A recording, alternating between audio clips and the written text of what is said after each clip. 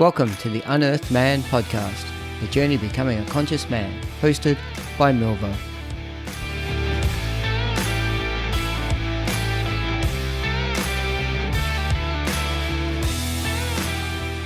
Hey all, Milvo here, and welcome to episode 45 of the Unearthed Man podcast. To kick off, I'd like to acknowledge the traditional custodians of the lands on which we work and gather, and their continuing connection to land and waters. I pay respect to elders past, present, and emerging.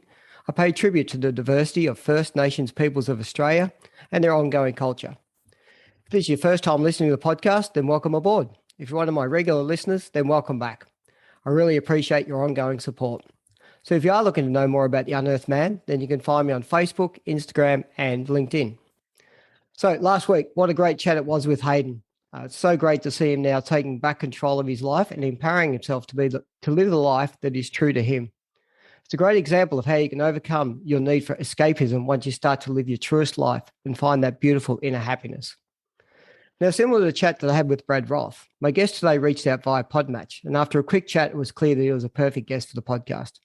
He's all about having real, vulnerable conversations, so I'm looking forward to where today's episode heads. To introduce him, my guest has transitioned from being homeless to being a hero.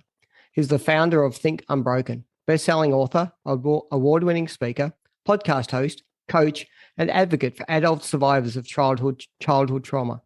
Since 2016, he has empowered over 100,000 trauma survivors to get out of the vortex, learn to love themselves, and become the hero of their own story.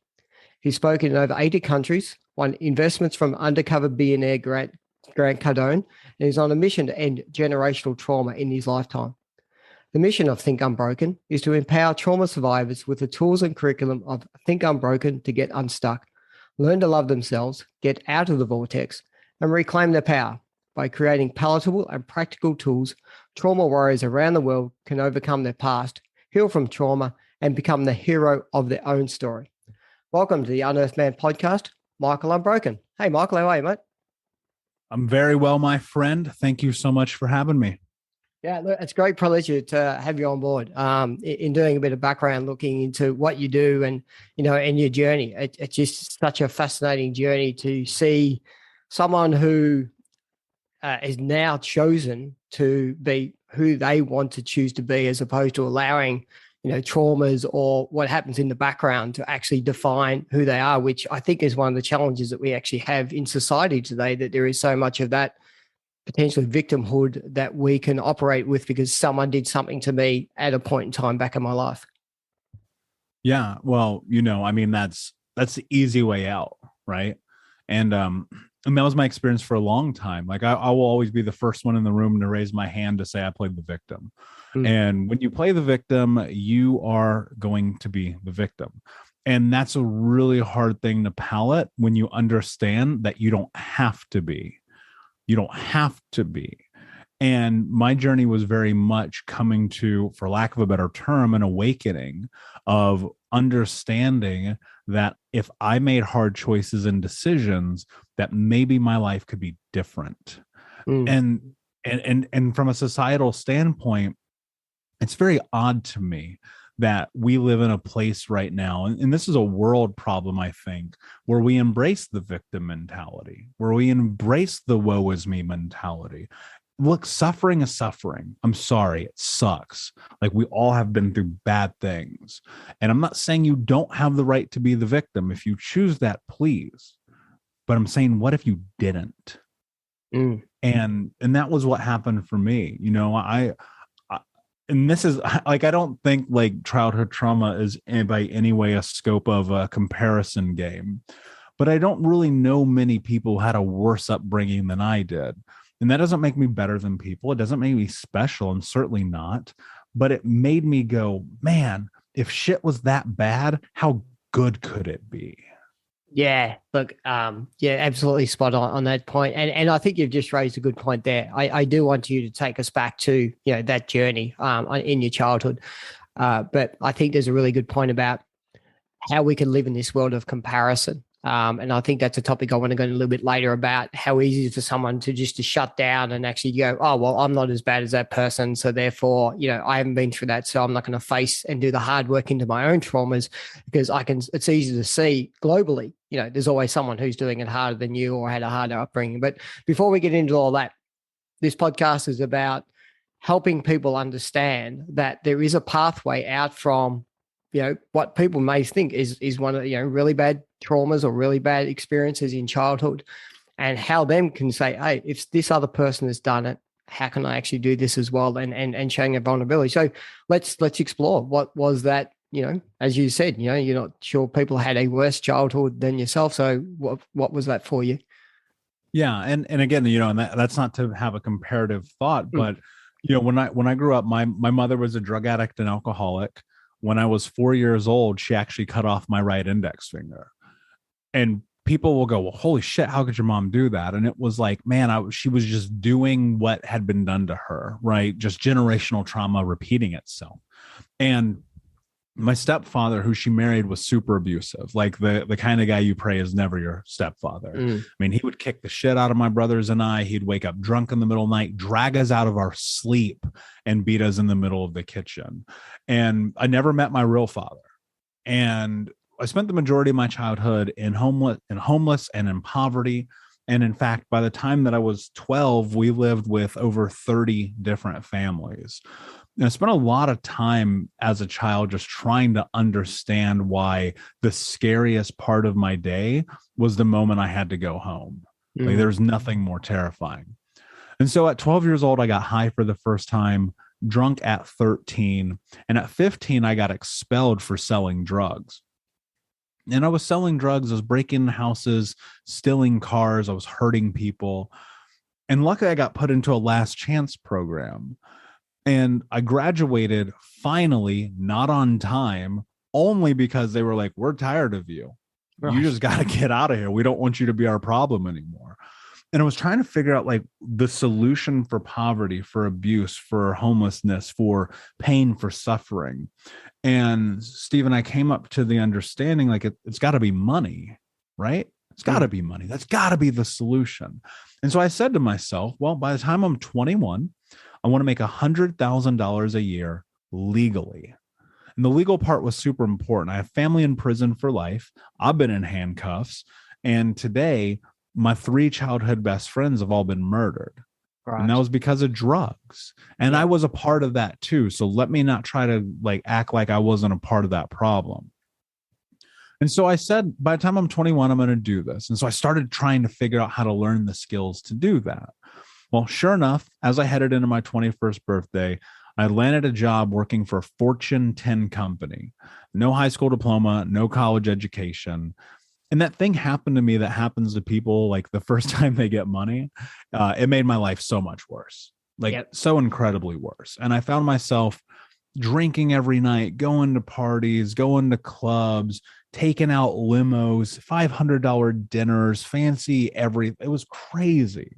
Like I wasted more money than I care to tell you. And so I found myself at 26 years old, weighing 350 pounds, smoking 2 packs of cigarettes a day, drinking myself to sleep, cheating on my girlfriend, having anonymous sex with strangers. And that's when I put a gun in my mouth.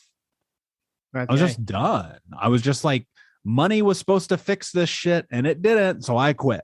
Yeah. And I didn't pull the trigger. And, I think this is an experience a lot of people have.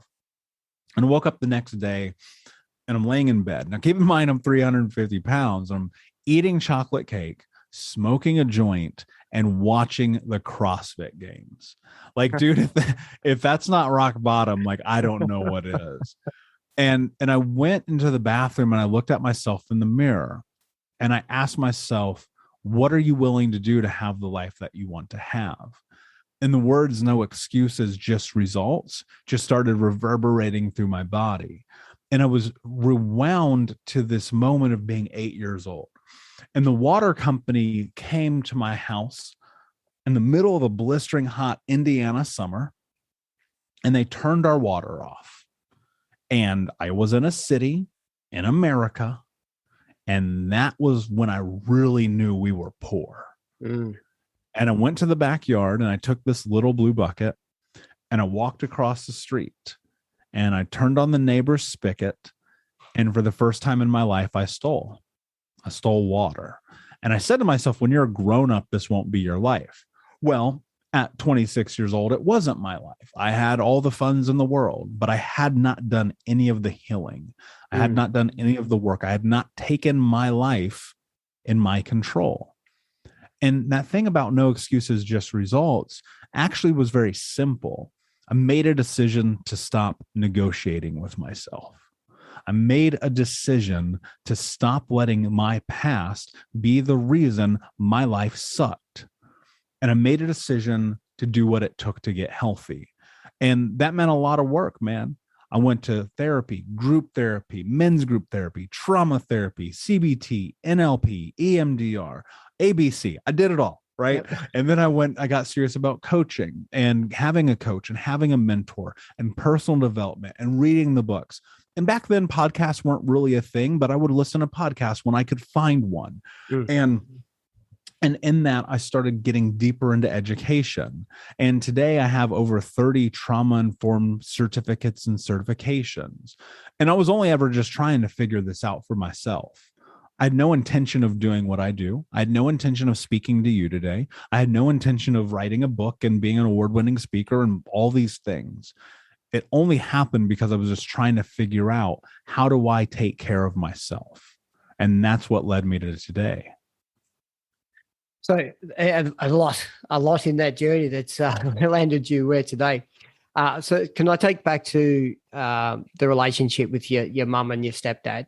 So obviously the challenge in all that space, as you said, in dealing back with the trauma, there is that whole they did it to me that people can continue to hold on to as they move forward, which is one of the challenges I think people have.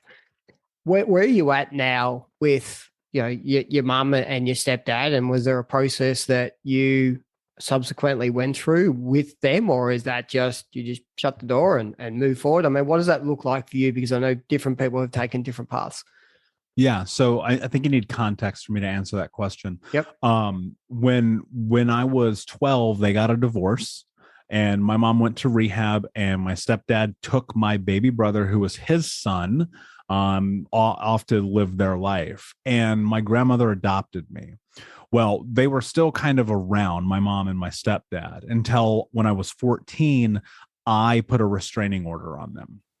So at 14 years old, I put a restraining order on my mom and my stepdad. And I said, you're not allowed to be near me. You're not allowed to talk to me. You're not allowed to come anywhere around me. And by the time that I was 18, my mom had got sober for a moment. And my grandmother had let her move into my house. And this is where I really started to understand the negative impact that my grandmother had on people. So I'm biracial. I'm black and white. I'm West African, Nigerian, and Irish. And my grandmother is an old racist ass white lady from a town in Tennessee in the middle of America you have never heard of. Right. So insert identity crisis. Yeah. And what happened was, when she allowed my mom to move back in and my mother was in the sobriety after going through rehab for like the 300th time, my mom relapsed. And I knew why. Like, actually in real time, I knew why. And that was because she was back in the trauma. She was back in that unsafe place. The same way that it felt dangerous for me to go home, it must have felt that way for her. And so my mom turned back into drugs and alcohol, and our relationship got volatile. And when I was 18, I told her I was never going to talk to her again. I knew, Stephen, if she would have stayed in my life, we wouldn't be talking right now, man. I just know. I know. And so at 18, I told her I'll never talk to you again. And for the rest of her life, I think I only spoke to her once or twice more. And when she died, when I was around 24, the thing that happened, which some people have experienced trauma, have felt happen to me, I felt an immense sense of relief. It was like this huge weight had been lifted off of my shoulder. And so my brother calls me. I'll never forget. I'm sitting at my desk working. And my brother calls me and he goes, "Mom died." And I go, "Great. Have a good day." And I felt like, it literally felt like a semi truck was lifted off of me. It really did. And that was over a decade ago. And my stepfather, I haven't seen that dude in at least 15 years. I have no want nor need to. And that's a part of the experience. The thing is that and people look at this and they'll hear this and they'll take it one of two ways. Wow, he really did what he had to do, or wow, what a harsh thing to do. Right. It's the only thing I ever hear in regard to this. And ultimately, I had to do the hardest thing in my life. Like, dude, to this day, there is no harder decision that I've ever made than removing my mother from my life. Period. There's no harder decision I've ever made. But I'll tell you this, for some people, your mom is in your way. And that's the thing we got to understand. That's what I understood at 18 years old, because I'd already seen it for the last 18 years. How many times did you put your hand on the stove? You know what I mean? And so that choice, that decision, it predicated everything that was next for me. Yeah. So thanks for that. That's really great context and where it's at. And I think you've raised some really key points in there and it's something that I've been exploring a little bit, probably recently as well, is that relationship between, blood's thicker than water style of relative thing, and where you are actually on a different path or a different place in your life, spiritually and emotionally as well. And, and how much of that is that staying connected to your family is just this want to be forgiven or want to be loved or desire to be validated by the people who you feel should have been the ones that loved you versus, you know what, they're actually toxic in my life. They're negative in my life. They're not adding value in my life. A guy by the name of Brendan Durrell, who I'm close with, he described it once, and I do like how he put this because I know he's had some challenges with his mum. He's like, him for his compassion goes, at one point, that person, when I was first born, held me in the hands. And from that point, I can have compassion for them. But they are no longer really the person who's adding value in my life moving forward. And he's able to, I think that was really nice about almost that heart-driven compassion and forgiveness, but understanding that you can actually move on, and that person that brought you into this world may not necessarily be the best person or the best family member or those people to maintain around you, particularly if and this is trying to be judgmental.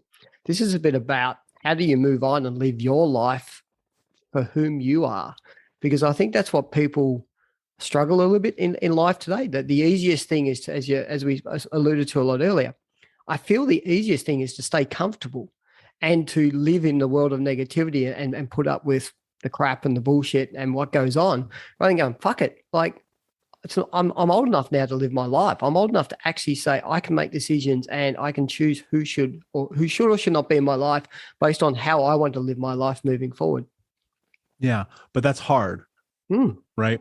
And the reason that it's hard, that I want to create context so people can understand, one of the reasons that what you are talking about right now is so incredibly difficult is that it's called standing up for yourself. And the thing that happens that when we're young, it's twofold, right? If you grow up in a house full of trauma, the most dangerous thing you can ever do is be yourself. There's nothing more dangerous, right? Because every time you do, you suffer. Every time you speak up, every time you stand up for yourself, every time you say, I don't like that, there is pain, right?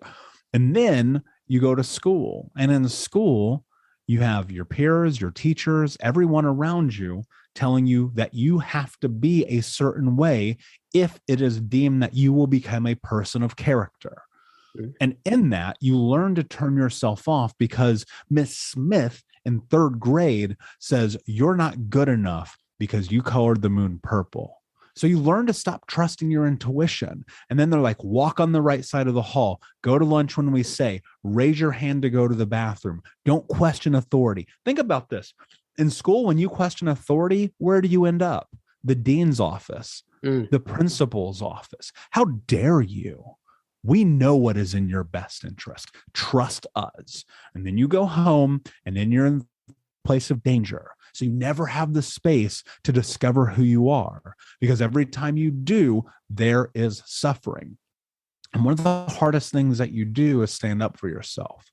When you stand up for yourself, that means living life on your terms. I talk about this quite frequently, but the number one thing that I believe healing is, and this was my experience, is doing things that you want to do because you want to do them, and not doing things that you don't want to do because you don't want to do them. That doesn't mean you don't have to do the minutia in life, because you do. That's just the nature of it, right? But the big things. Do I want to be in connection with this person? Do I want to spend time with this person? Do I want them in my inner circle? Am I going to take care of myself? Am I going to quit that job? Am I going to start that business? I'm going to have that podcast. That's about honoring yourself. And the hard part about honoring yourself is moving past the fear that has now become autonomic. And that fear is, when I do things that I want to do, right? Discovery, figuring things out, there is suffering.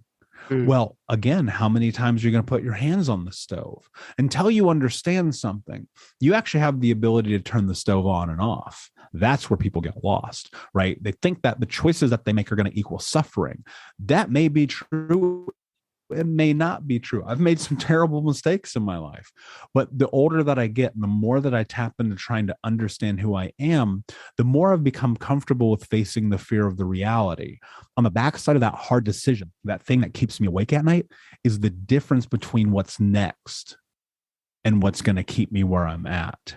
And sometimes that hard choice that you have to make because your gut tells you to make it is taking people out of your life. And that's not comfortable. And people don't want to hear that, but it's the truth, because somebody in your life is pulling you down.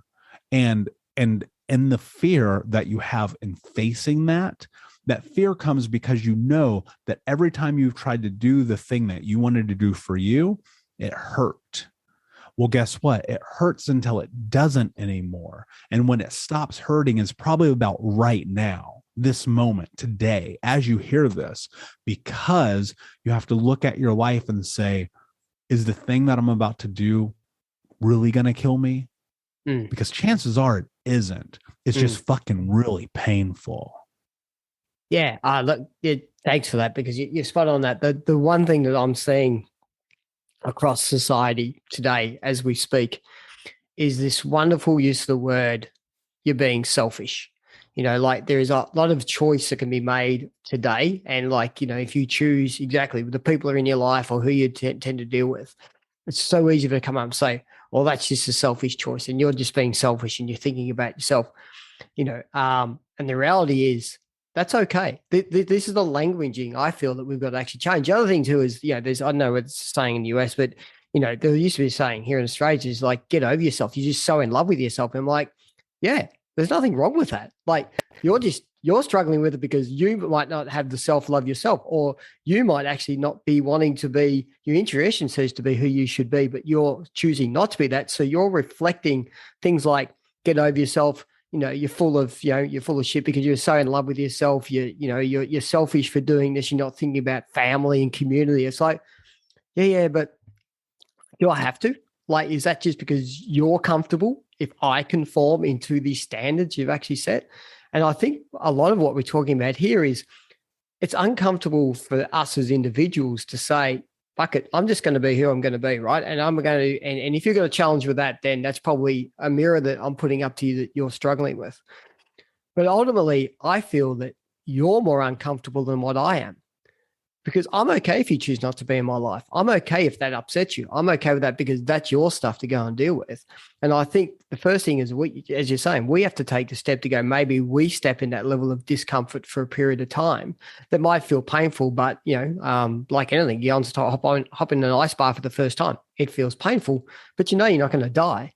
And you're going to actually get through it. And over time, you actually adjust to it.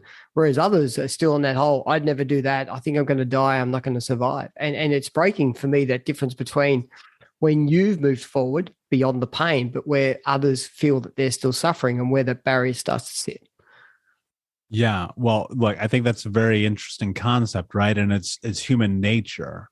Right. And it's a human experience when we are in this position in which we have to measure what is best for us and not for the community.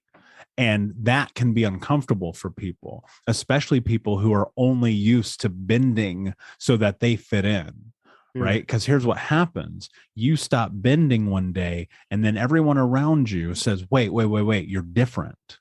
I don't like it. Come back to where you were. And people are going to judge you. Stephen, I'll keep it real. People are going to judge you. People are going to think you're an asshole. People are going to hate your shirt, your glasses, your beard, your haircut, your husband, your wife, your car. People are judging you. But guess what? That has nothing to do with you. Other people's opinions of you have nothing to do with you. And you have to sit in that and understand that, like, for real. Because when you understand that, the amount of freedom that you will feel in your life will change you forever. Because guess what? They're already judging you. You've just been fooling yourself. And I'll tell you this, I'd much rather be judged for living my life in accordance for how I deem it necessary than to be judged by other people for living exactly how they expect I should. Yeah, I love that. I look a bit back on my life and I go, I've always judged myself as being a person who I was polarizing, like there's people either like me or didn't like me. But now when I reflect back, it's like, in fact, the reality is that was just because I probably, even from a young age, just lived who I was and I chose not to conform. And when I actually now reflect back that I'm in a completely different place and a completely different mindset, it's like, yeah, that was just me actually living my life and everyone else being uncomfortable because I wasn't living the life that they thought I should be living. So therefore they chose to either like me or not like me, or to align with me or not align with me. But that was always their things. But I think that can take sometimes a period of time. I'm hoping for a number of people that listen to this, that this becomes some aha moments for them, that actually drop in and go, oh, geez, it is actually okay to be like this. And to actually, it's okay to be, the polarizing is actually got nothing to do with me at all. It is purely the opinions of others about what they think of me and their judgments. And so, yeah, I think that's a really relevant point. And I think more so, one of the things that we have to take into consideration is this idea about selfishness. Who determines that? Who determines if I'm being selfish? You don't. I do. And look, you should be of service. You should bring value to people's lives. You should grow your community. But if you don't do it for yourself first, how are you going to do it for other people? And so I would argue that I'm incredibly selfish, probably so much so that people are like, wow, what is wrong with that guy? He's always taking care of himself. Who does that? And in that selfishness, it's allowed me to impact the world in this beautiful way. Writing that book was selfish. Writing multiple books is selfish. Coaching is selfish. Standing on stage is selfish. Being on this podcast, hosting my own podcast, traveling the world, doing all these things around childhood trauma, it's all selfish. Why? Let me tell you why. I'm glad you asked. The reason why is because I have one fucking mission in my life. One. That's it. One mission, one North Star, one thing that drives me every fucking day. End generational trauma in my lifetime. And if I'm not fucking selfish, how else can I do that? Yeah. Look, absolutely beautiful. I could not agree any more on that because the one thing that's, again, a theme that's come up with a lot of the men that I have on the podcast is exactly that.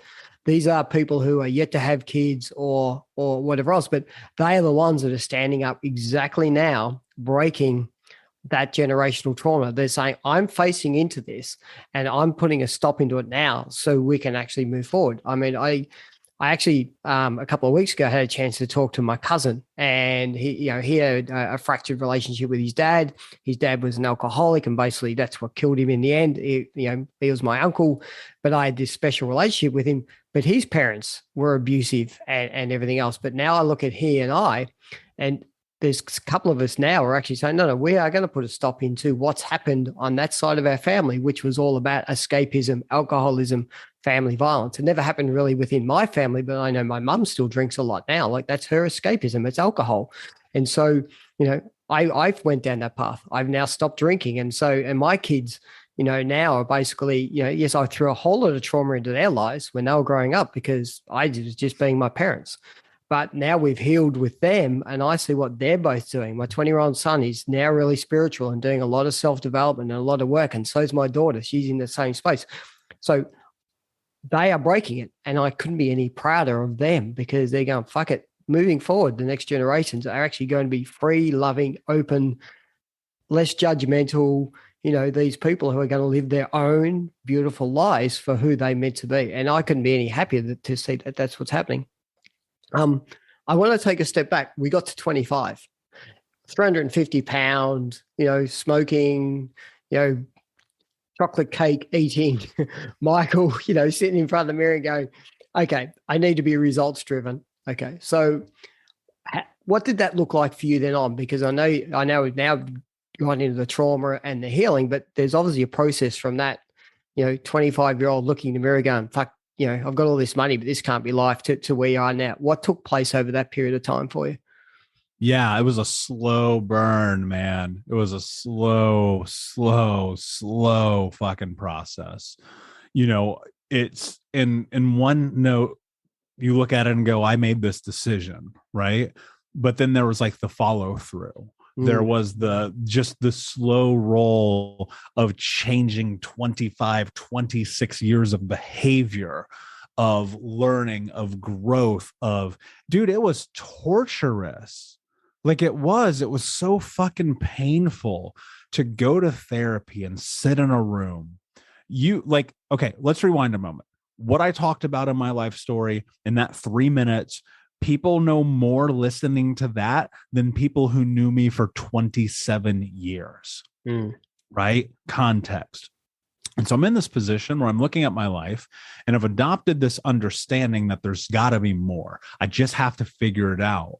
And so I started thinking like, okay, cool. What does it take to do this? And in that, it actually required a tremendous amount of investment. Every penny that I had has gone into my personal development for the last decade plus, right? Trying to give myself what was not given to me and into physically healing my body. I was sick.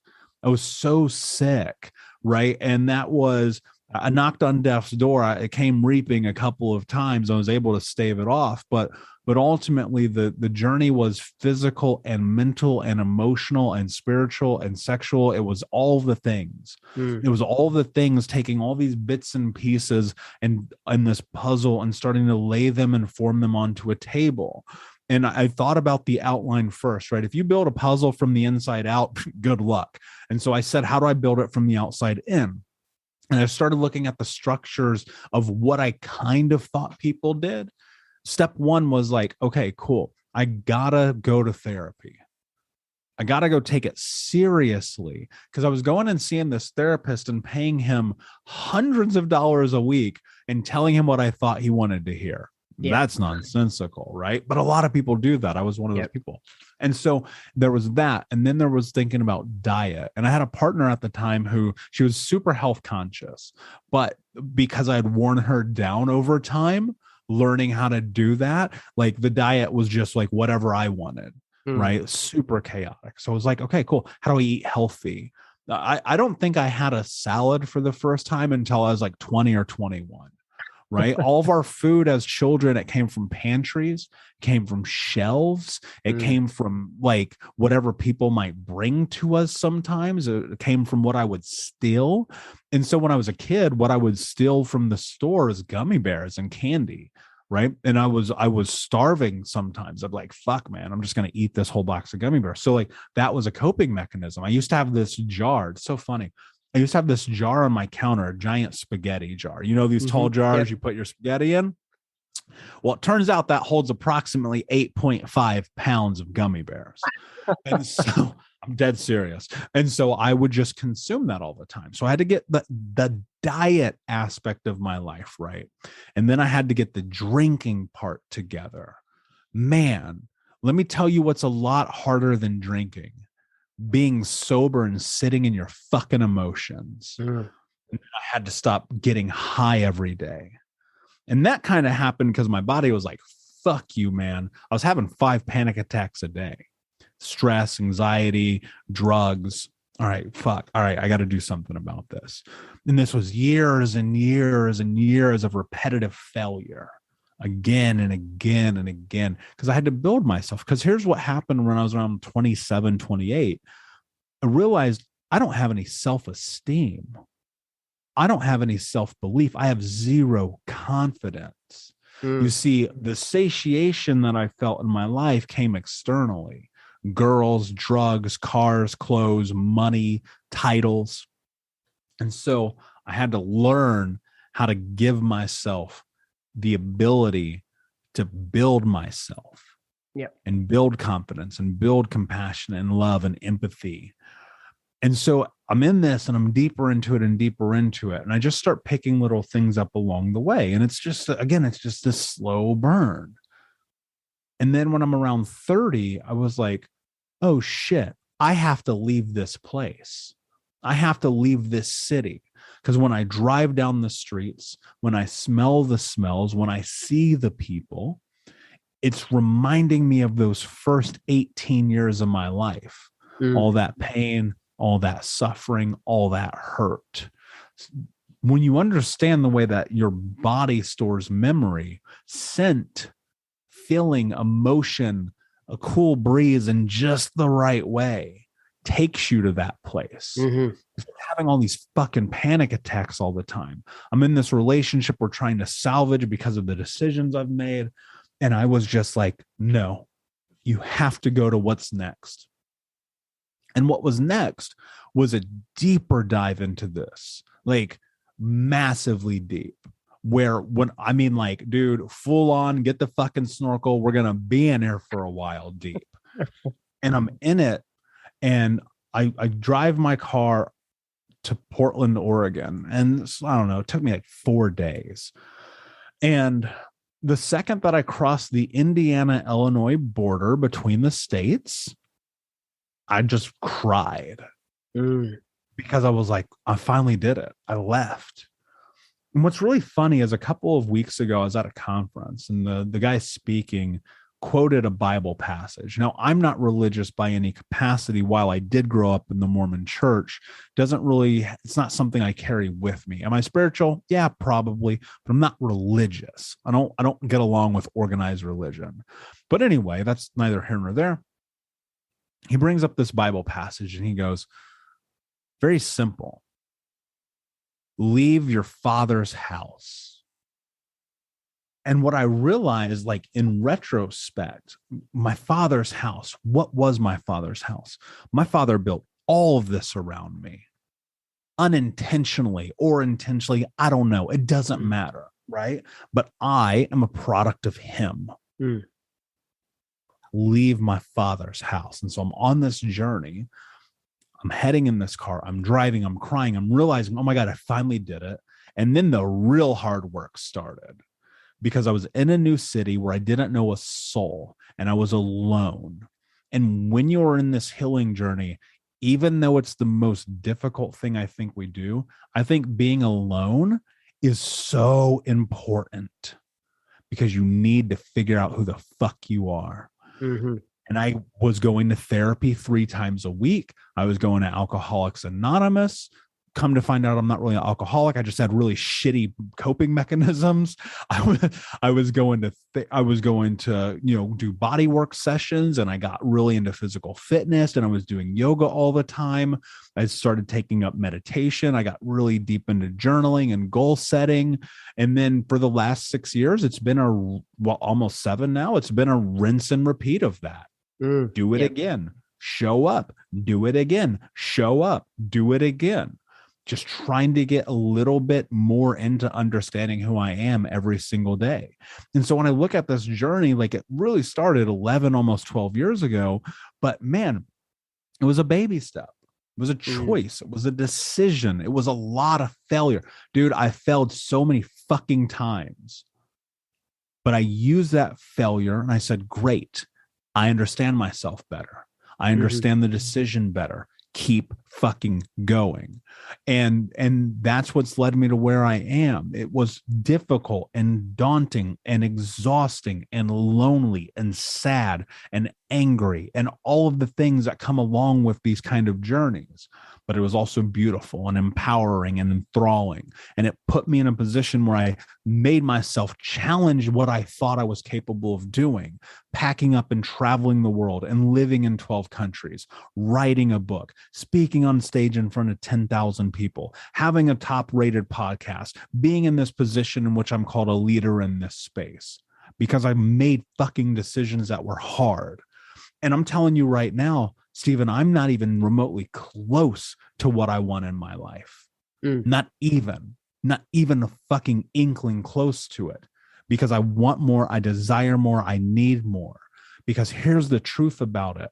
If I'm going to end generational trauma, I got a long motherfucking road ahead of me. And so I got to show up and I got to get it done. And I'm obsessed with it. Why? Because that story that I told you, nobody should ever have to say. Yes. Yeah.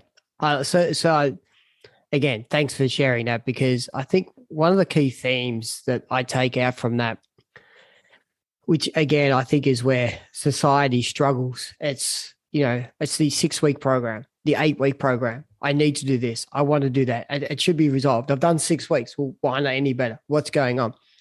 It's an ongoing journey, but the balancing act of it is for every time you actually do the hard work, every time you choose to actually either have a McDonald's burger or the salad, every time you choose to do 10 push-ups or just watch Netflix, every time you choose to that thing that is going to make you sweat or is going to make you harder, every time you choose to just sit there without technology, be bored and allow the emotions to come up and go, fuck, I'm just going to sit with this a little bit and see what's coming up and go, holy cow, where is this actually coming from? And why is this coming?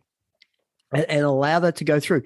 For every in the world of balance, yin and yang, and whatever you want to call it. But every time you're feeling that piece of pain or that hardness, at the other side is the beauty, is the empowerment, is the freedom, is it's not quite the enlightenment, but there's this level of connection and that level of just being who you are and comfortable. So. Yeah. But Stephen, can I say this, please? And I'm sorry to interrupt you, but I think it's so important. You have to be willing to face the fucking fear. That stuff doesn't come without facing the fear. You're absolutely spot on. You are absolutely spot on. That's for me, when we talk about what is the hard thing, and I often spoke about this, like with people who I bring in that I mentor from a working perspective. I run with this. I will always take you to the edge. I will always lean you over the edge. But trust me, I'm holding on to your back. I will show you what the side of the edge looks like. I will never push you. I will never let you fall. But at least you've stepped and looked into the fear. And then you get to make the choice. Do you now want to step into that and actually realize that it's not as bad as what you thought? It is scary, but are you willing to make the next step? And if you are, I'm still there and I've always got you back and I'm always holding you. And then when you move the boundary to where that next thing is, again, just I've got you back. And I think that's the key. One, you've got to have your own back. The first thing is for me is just trust that you've got your own back. Trust your intuition. Trust it knows what the fucking right thing is for you and just run with it. Stop rejecting it and stop pushing back on it. Just trust. So the universe at an individual level actually has your back and it is nudging you into that level of fear, and just trust it's not going to let you collapse or fall. Or if you feel that it let you down, what was the lesson that it actually wanted you to learn from that? Because that's what it did. It made you step into that. Then as a level of service, trust the fact that if I'm providing service to you as a person who's willing to make the steps in your life, that I've got your back.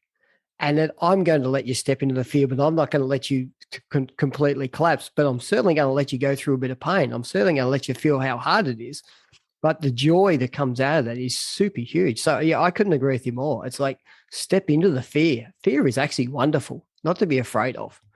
Yeah. Take them to church, man. Shit. I'm fired up right now. Like, look, I read I've read every book you can think to read about this stuff. I've taken every course you can think you can take about it. I've sat with Bessel van der Kolk and the Gottliebs and Pete Walker and Tony Robbins has trained me, and Tom Bilyeu and all these people, all these fucking incredible people on planet Earth. And you want to know the secret that they all have in common? They fucking do the work. Mm-hmm. That's what it takes. That's the same thing that I do. I do the work. I have 6-week programs. I have year-long programs. I have 20-week programs. I have 8-day programs. I have 4-day programs. You know what the truth about it is? None of it means shit if you don't show up every single day. Yeah. The programs are simple, man. I think about this all. The programs are there to give you a framework. That's it. You walk into a program, you think it's going to change your life. You have just lied to yourself. Yeah. It doesn't work that way. Yeah, couldn't agree more. I recently, just because of everything that's going on, I just ran some online, just purely stress management coping mechanisms.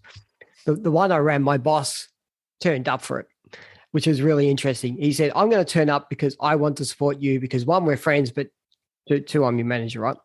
And so he turned up with it. At the very end, he was almost in tears. He's gone, fuck, I thought I was supporting you. You've actually just supported me. And even to the point now, like, he's just doing a simple thing. He lives down near the beach and he goes for a cold dip every day. And he's now doing the work, and I can see the transformation in him. And that's the beautiful thing about this thing, that people, like this guy messaged me, same thing, a work colleague who turned up, and he goes, I've had a really stressful day. I'm offline for 30 minutes. I'm going out back at the back grass to ground myself. Like, these people who never have ever used these terms, you're sitting there going, fuck, you're actually doing it. Like, you're slowly, like, even if that's all you did every day was what, stood bare feet in your grass every day, that is transformational just from that piece. And you never know what's going to come next. You never go, but you chose to actually do that. All I said was, here's some things to try. And I think that's the key thing. I'm the same with you. I've read the amount of books I've read in the last 24 months is crazy. Like, every night and every day, just reading books. But if I'm not putting that into practice, like that, what's the point? Like, what is the point of doing it? Like, I just become an academic like everybody else. I don't become experiential. I'm not providing wisdom. I'm not being able to say, here is how hard it was for me to do this shit. And as you said, you've been doing it for 12 odd years. I stopped drinking 19 years ago. I have been on a path for a long time. And even only the last few years, I've now really deep diving into the emotional aspect of and more spiritual side of it. But this is an ongoing story. And it's a beautiful thing to be doing. Like, the freedom that we spoke about a couple of times that an individual gets out of, or that aha moment going, fuck, that's showing up in my life. I'm still seeking that validation. I'm still got that abandonment issue. That's still popping up. Wow, that's really interesting. Let me sit in that space for a period of time and see what I can actually do. It's hugely just empowering. Yeah. And look, and it's difficult, man. And we can sit here and talk all day about it. And I'm not on a pedestal. I don't know anything anybody else doesn't know. I'm some kid from the fucking hood. I don't know shit about shit. And that's why I'm so adamant about learning, because I'm like, I don't know anything. And I didn't have support systems, and I didn't have people around me who encouraged me. I had to learn the hard way so many things. And then I just said, well, wait a second. If I'm going to learn the hard way, then I might as well learn the hard way in making my life different. Learn the hard way in making my life what I want it to be, as opposed to destroying it. The irony of standing inside of a house that is set on fire is you standing there and you're the one holding the matches. Like, don't you get that? Like, don't you understand that? Like, and I wrote about that in my book because it just hit me one day. I was like, dude, I'm burning my house down. I'm burning my house down. I'm burning everything down right now. This is my choice. It takes as much effort to destroy your life as it does to build it. But look, again, it's so easy. The fear of potential is what stops people. Because the only thing you've ever been told is you're not good enough, you're not strong enough, you're not capable enough. Well, guess what? If you tell yourself that, that's going to be true. I want to give people something practical if they've been kind enough to make it this far. The pen is mightier than the sword, as they say. I agree with that in a very emphatic way. The way you think is everything in life. It's literally everything. You can't see it, but in front of me is a giant sign this fucking big that says mindset is everything. Mm-hmm. What does that mean? Mindset, mindset, mindset, mindset, mindset. It's the only fucking thing you hear right now, but nobody tells you what it means. So I'm going to tell you what it means. Mindset is this: what you think becomes what you speak become your actions, and your action become your reality. And the words that you are using for yourself are a precursor to everything. And some of you are saying things to yourself that if you said to me would get you punched in the face. Mm-hmm. Some of the things you're saying to yourself will get you arrested. And you're wondering why you're not successful. And so here's what you're going to do. You're going to take a pen and you're going to write this down. And you are going to convince yourself that this is true until it becomes true. And it's very simple. I am the kind of person who is kind to myself. I am the kind of person who is kind to myself. Because what you think becomes what you speak become your action, and your action become your reality. And if you are living your life through a scope of kindness, you will ask yourself, am I doing something in my life that is within the scope of what a person who is kind would do for themselves? And you're going to find out real fast whether or not that's true.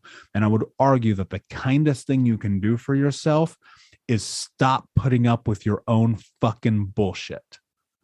Because there's a reality here about life that we're terrified to face. And it's within the context of this question. Am I taking care of myself, or am I taking it easy on myself? Because those two very different things. And if you're taking care of yourself, then that means you're moving into facing and looking over that edge and going, what happens next? What am I going to do? Because there's a treasure chest at the bottom of that cliff. You know it's there. You sense it. You feel it. It calls to you. So what the fuck are you going to do about it? Beautiful, man. Thank you very much for that. Interesting. Normally at the very end of the podcast, I'll say, so what's the message that you would actually like to leave the listeners in relation to that one message that you would actually do? You've actually just done that for it, and that's absolutely beautiful. I could not agree anymore with that message. One of the programs that I did around meditation actually touched in on 7 universal laws. And the first number one law that the guy talked to us about is effectively mind is everything. So everything in your world that you've created is all basically a figmentation of your mind, and it's a figmentation of your ego. So, and that's all built up from your conditioning and everything else you've done. But the thing about that, as soon as you understand that, as soon as everything that you're relaying is something that you were taught by your parents or at school or somewhere else where you haven't chosen to go, fuck, I'm just going to question that. I'm actually going to go and look at that myself and go, is that really true? Or is it that person's reality that they've now reflected into me that now I'm just picking up and running with?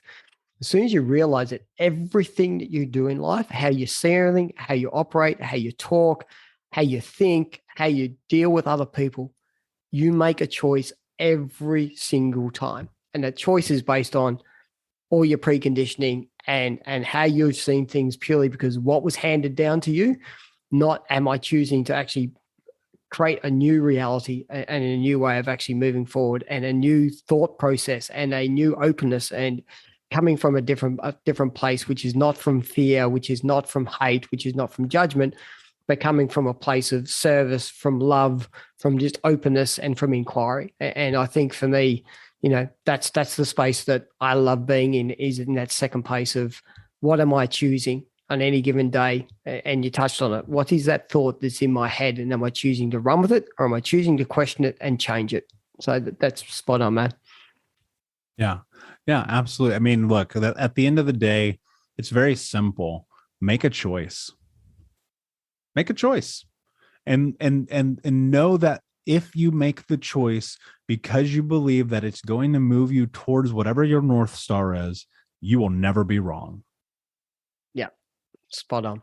So where can people actually find you, Michael? Where's the best place for those listeners out there to come along and actually find exactly where you are and to follow you and follow your journey? What's the best places for them to be able to do that?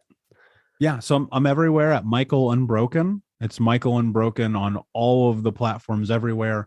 But if you go to thinkunbroken.com, when you go to thinkunbroken.com, there are a ton of resources. My app that I developed, it's free. You can download it, as well as the Think Unbroken podcast. It's all right there.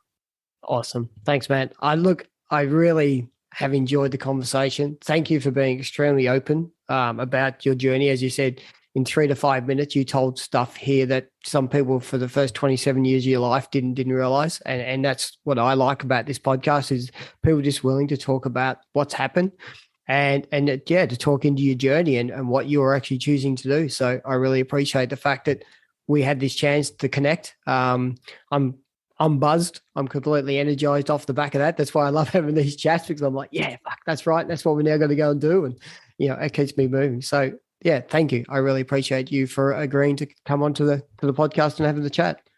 Yeah, man. It's my pleasure. Anytime, my friend. No worries. All right. You have a beautiful day. I know it's evening over in the US, so you can head off and get yourself ready for some beautiful dinner. I'll probably go and have some lunch over here in Melbourne. So have a wonderful day, and definitely will remain in touch. Take care. All right, my friend. See you soon. Hey all. So what a wonderful chat with Michael. It was just awesome to sit down and for him to talk through and go through the journey that he's actually been through. I think it's a really great example of how, it doesn't matter what happened in your life or where you've actually come from. You actually get to choose how you want to go about it. Do you want to live in that for the rest of your life? Or do you want to fundamentally go, that's not my purpose, that's not my journey, and make the choice to move forward? And the choice is going to be fucking hard. Let's not underestimate that. It is fucking hard to do, but once you actually do it, the journey becomes a beautiful, wonderful journey moving forward. So, Michael, again, thank you very much for coming on. It was wonderful.